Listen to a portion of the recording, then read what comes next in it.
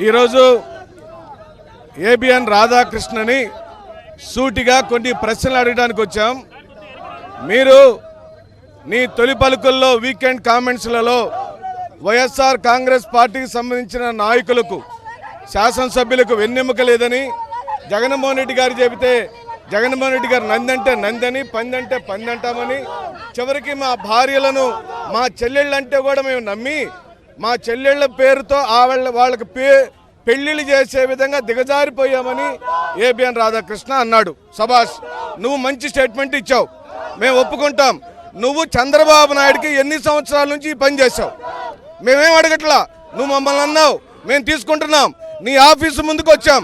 నీకు నిజంగా దమ్ము ధైర్యం ఉంటే ఏబిఎన్ రాధాకృష్ణ, మేము ప్రజాస్వామ్యబద్ధంగా మాజీ శాసనసభ్యులుగా నీ ఆఫీసు ముందుకు వచ్చాం, వచ్చి సమాధానం చెప్పు. ఎక్కడ వైఎస్ఆర్ కాంగ్రెస్ పార్టీ వాళ్ళ భార్యలను పెళ్లిళ్ళు చేసేదానికి మా చెల్లెళ్ళుగా భావించి పెళ్లి చూపులు ఏర్పాటు చేశామో మేము చేస్తే నువ్వు నిరూపించు. నువ్వు ఇన్ని సంవత్సరాలు చంద్రబాబు నాయుడికి, లోకేష్కి, తెలుగుదేశం పార్టీ వాళ్ళకి ఏం చేసి ఇలా పైకి వచ్చావు?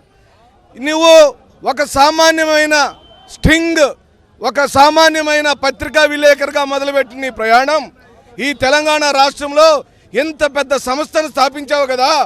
చంద్రబాబు నాయుడికి ఏమేమి తార్చావు, చంద్రబాబు నాయుడికి ఏమేమి పడుకోబెట్టావు, చంద్రబాబు నాయుడికి ఏమేమి సేవలు చేశావు, ఎన్టీఆర్ దింపి చంద్రబాబుని ఎక్కించడం ద్వారా నీకు నీ సంస్థకి జరిగిన లాభాలు ఏమిటో, నీ వ్యాపార సామ్రాజ్యం ఏమిటో ఈ ప్రజలకు చెప్పాలి. నువ్వు క్షమాపణ చెప్పాలి. నువ్వు నిందించిన వాళ్ళలో ఎస్సీలు ఉన్నారు, ఎస్టీలు ఉన్నారు, బీసీలు ఉన్నారు, మైనార్టీలు ఉన్నారు.